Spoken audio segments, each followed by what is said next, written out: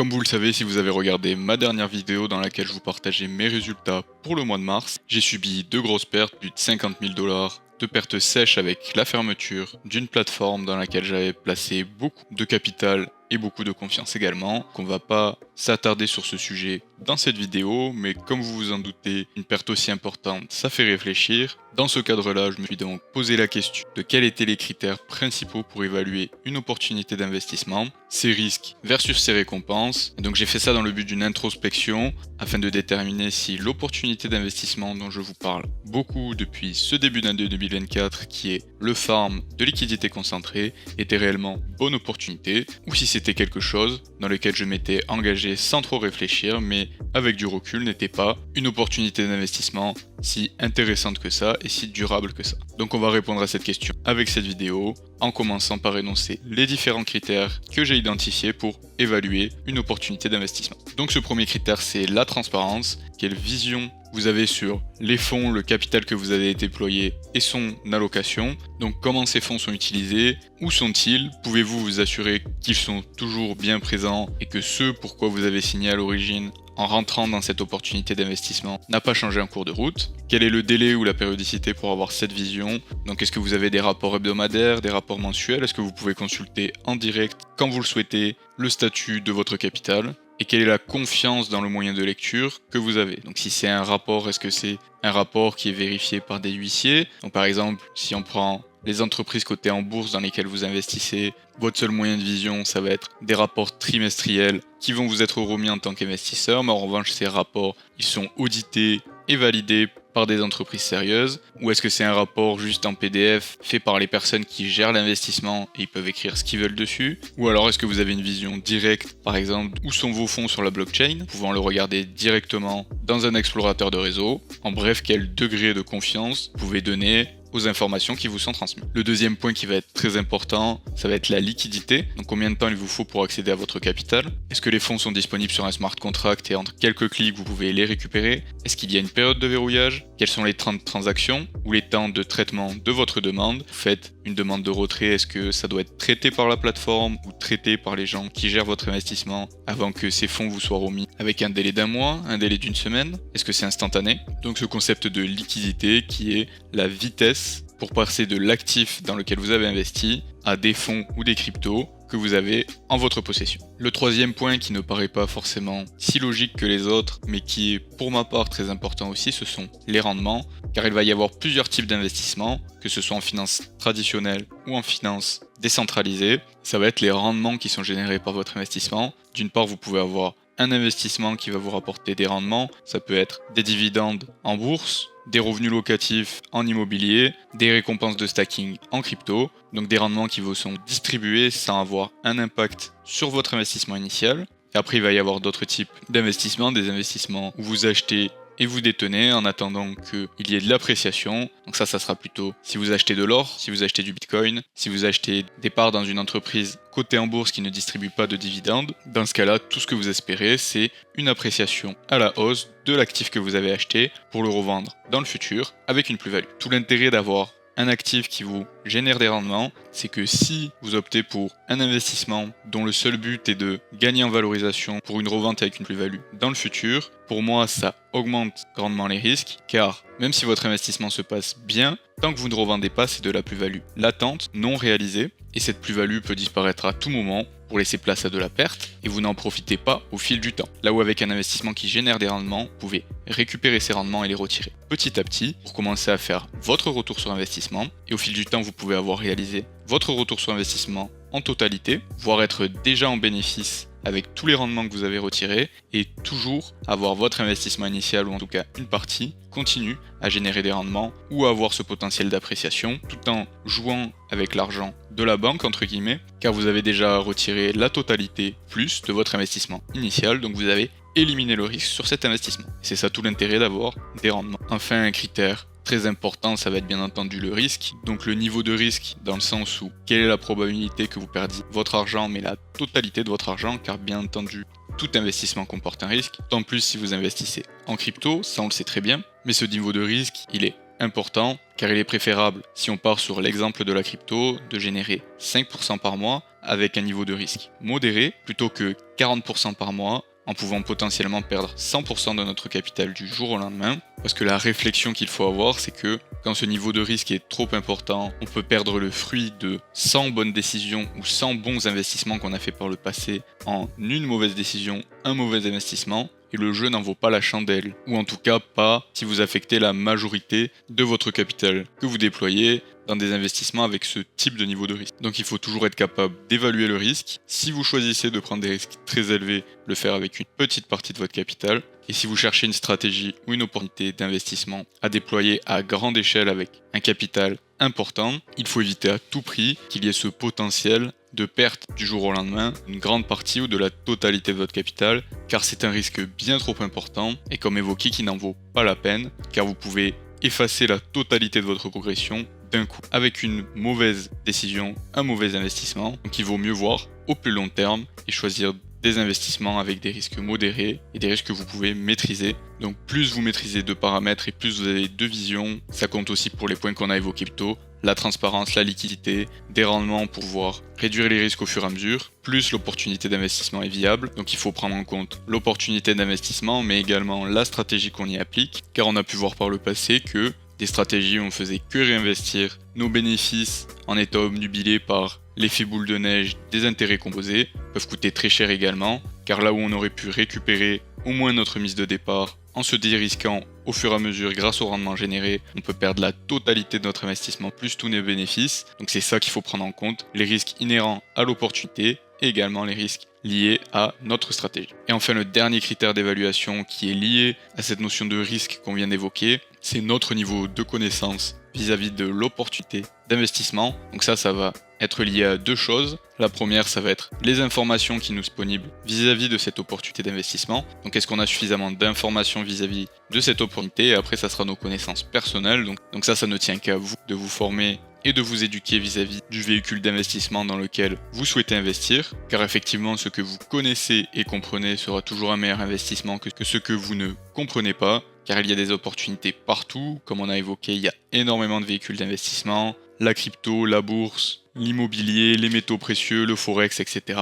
Et dans chacun de ces véhicules d'investissement, on va avoir des stratégies différentes, le trading, le farming de liquidité, le stacking, l'achat-revente, la location, enfin il y a énormément d'opportunités différentes dans chacune de ces niches. Donc c'est pour ça que je pense que si vous êtes comme moi, vous n'avez pas un capital énorme à déployer, vous souhaitez maximiser votre rentabilité et vos gains, et comme évoqué, comme vous n'avez pas un capital énorme, vous ne pouvez pas déléguer la gestion de ce dernier car les frais de gestion ne sont pas en adéquation avec le montant de capital à déployer et vos objectifs, il est intéressant de faire abstraction pour un certain temps de la diversification et de vous concentrer sur une opportunité en particulier qui vous paraît intéressante, vous former sur cette dernière et vous spécialiser sur cette dernière également afin d'éliminer un maximum le facteur chance, car sinon autant aller au casino ou autant jouer au loto, ça sera la même chose, car si on investit à l'aveugle, c'est plus de l'investissement, ça devient des jeux de hasard sous une autre forme. L'exemple le plus flagrant pour moi, c'est le fait que nous on dit que en crypto, il y a effectivement les meilleures opportunités, mais il y a également les plus hauts risques, et on entend souvent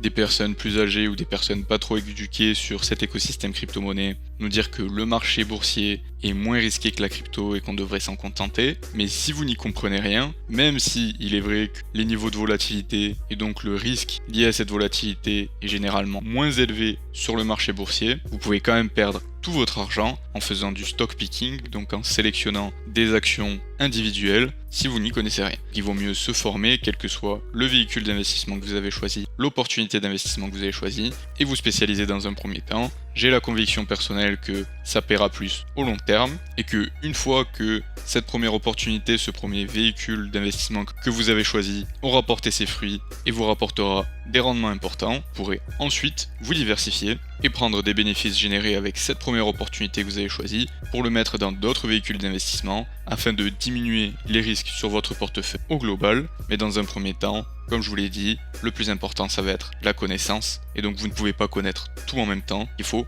choisir une opportunité et s'y consacrer. Donc voilà pour l'évaluation d'une opportunité et les différents points et critères que j'ai retenus. Maintenant on va les regarder ensemble. Comme évoqué, l'opportunité que moi j'ai retenue qui est le farm de liquidité concentrée, et est-ce que cette opportunité répond aux différents points et aux différents critères qu'on a évoqués. Avant ça, si vous pensez que j'ai oublié des critères pour l'évaluation d'opportunité d'investissement, dites-le moi en commentaire, je suis curieux d'entendre vos avis là-dessus, et bien entendu si vous appréciez la vidéo, laissez-y un petit pouce bleu et abonnez-vous pour ne pas rater les prochaines qui sortent chaque semaine. Donc le premier critère qu'on avait évoqué, c'était la transparence. Donc nous, dans le farm de liquidité concentrée, tout se passe sur des smart contracts directement sur la blockchain. Donc en termes de transparence, si on prend l'exemple de la plateforme Uniswap sur laquelle j'ai pas mal de positions, on peut ouvrir l'application, aller sur les pools et voir directement toutes les pools que j'ai ouvertes, aller consulter le montant disponible sur la paire de liquidité, les frais qui ne sont pas réclamés, sur quelle fourchette de prix on est en train de farm la liquidité. Donc en termes de transparence, c'est de la donnée en direct, c'est de la donnée fiable car elle est sur la blockchain directement disponible. Et ce qui est intéressant, c'est que comme évoqué, comme c'est sur la blockchain, on peut directement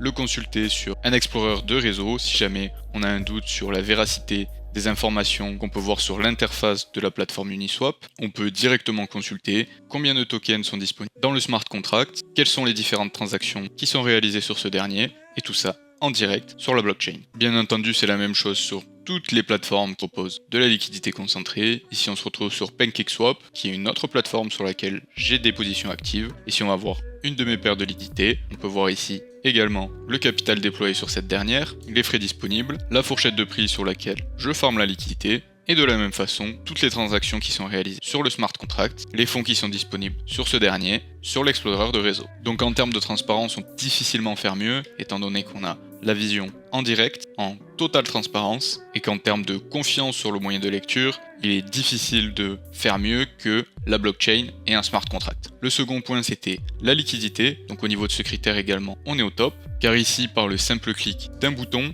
on va pouvoir retirer la totalité de nos fonds et les obtenir directement dans notre wallet, ce qui prend juste quelques clics et le temps d'une transaction. Donc quand même pas une minute, vous aurez récupéré la totalité de fonds pour en faire ce que bon vous semble. L'avantage ici aussi, comme évoqué, c'est que comme c'est un smart contract, même si une plateforme venait à fermer par exemple, ça serait uniquement l'outil sur la plateforme qui serait fermé si, imaginons, un régulateur s'en prenait à eux et que la plateforme devait dire qu'ils arrêtaient de mettre à disposition les différents services. Eh ben, nous, ça nous est tout à fait égal, car comme c'est un smart contract, la plateforme en elle-même n'a pas accès à nos fonds, nous sommes toujours propriétaires de ces fonds, seuls nous avons les droits pour interagir avec ces derniers, et donc nous pourrions venir directement sur l'explorateur de réseau, venir écrire sur le contrat, et venir récupérer nos fonds sans aucun problème, même si l'interface de la plateforme en elle-même n'était plus disponible. Donc la liquidité, elle est totale, car nous avons accès à nos fonds à tout moment, nous sommes les seuls propriétaires de nos fonds, il n'y a aucune période de verrouillage, le temps de transaction c'est une transaction sur la blockchain, donc ça ne prend jamais plus de 30 secondes, le temps de traitement de notre demande il est instantané, c'est l'interaction avec un smart contract, et surtout personne ne peut nous empêcher d'interagir avec le smart contract tant que la blockchain est fonctionnelle. Le troisième critère qu'on avait évoqué, ce sont les rendements.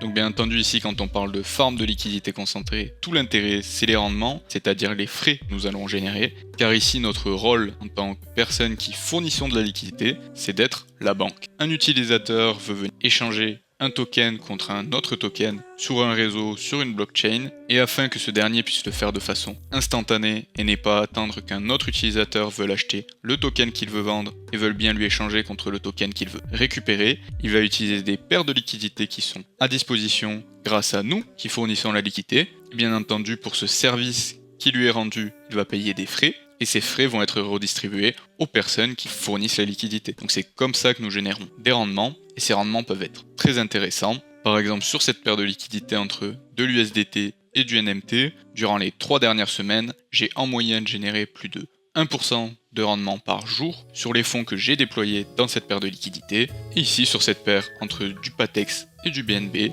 j'ai généré en moyenne 1,5% par jour, et ce depuis que je suis rentré sur cette position, c'est-à-dire il y a à peu près 10 jours. Et ici, ce qui est très intéressant, c'est que comme évoqué, vous pouvez utiliser les rendements que vous générez pour venir réduire le risque au fur et à mesure sur les différentes positions que vous venez ouvrir, et il est tout à fait possible, au bout d'un moment, d'arriver à avoir toujours votre investissement initial, ou en tout cas une bonne partie de ce dernier qui continue à vous générer des rendements tout en ayant fait votre retour sur investissement en totalité et donc en ayant éliminé le risque de perte sur vos positions. Enfin, le quatrième critère d'évaluation que j'avais identifié était le risque, donc le risque de perte d'argent, le risque de liquidation totale ou en tout cas en grande partie. Et donc ici, tout va dépendre des paires de liquidités que vous choisissez et du niveau de risque associé avec ces dernières. Car avec la liquidité concentrée, le risque vient avec la volatilité. Et bien entendu, qui dit volatilité dit volume, et plus haut est le volume sur la paire de liquidités pour laquelle vous fournissez de la liquidité, plus il y a de transactions et donc plus vous générez de frais. Donc le risque est tout à fait modulaire, suivant votre niveau de tolérance au risque, vos objectifs de rendement et vos envies,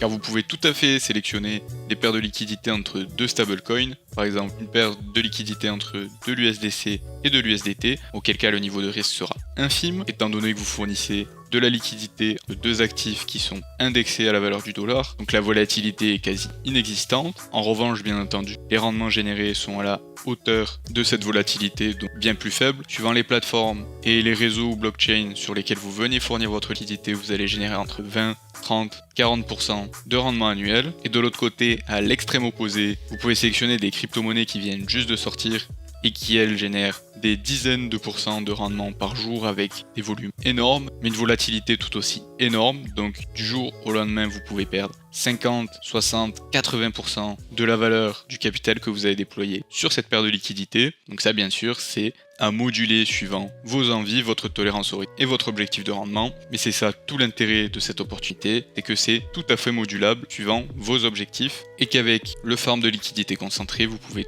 aussi bien avoir des positions qui sont parmi les opportunités d'investissement les moins risquées, pas simplement en crypto-monnaie, mais parmi tout type d'investissement confondu, et d'autres positions qui sont parmi les opportunités d'investissement les plus dégénérées que vous pouvez trouver, et avec le risque le plus élevé que vous pouvez trouver parmi tous les types d'investissement. Donc c'est cette versatilité qui est géniale et que vous retrouvez parmi très peu d'autres opportunités d'investissement. Et enfin, le dernier critère, et ça dépendra de chacun d'entre vous, c'est la connaissance. Est-ce que vous vous êtes suffisamment intéressé, vous comprenez suffisamment les différents principes, les différents paramètres et les différents fonctionnements de la liquidité concentrée? Quelle est la différence entre l'APR et l'APY? Comment on évalue la volatilité d'un actif? Qu'est-ce que c'est que les pertes impermanentes? Comment on définit notre fourchette de prix en liquidité concentrée? Que se passe-t-il quand on sort de notre fourchette de prix en liquidité concentrée? Tout ça, c'est des choses que vous devez comprendre avant de pouvoir profiter pleinement de cette opportunité d'investissement. Mais d'ailleurs, c'est pour ça que je fais ces vidéos et que j'essaie de vous partager le plus clairement possible ces différentes leçons que j'ai pu apprendre et ces différentes informations que j'ai pu récupérer en faisant mes propres recherches. Et donc voilà, c'est tout pour cette vidéo. Dites-moi ce que vous en avez pensé en commentaire. N'hésitez pas non plus, si vous avez des questions, à les poser en commentaire, j'y répondrai sans faute. Je réponds à tous les commentaires et je les lis tous, bien entendu. Comme d'habitude, si vous avez apprécié la vidéo, laissez un petit pouce bleu, abonnez-vous. Et sur ce, je vous dis à la prochaine.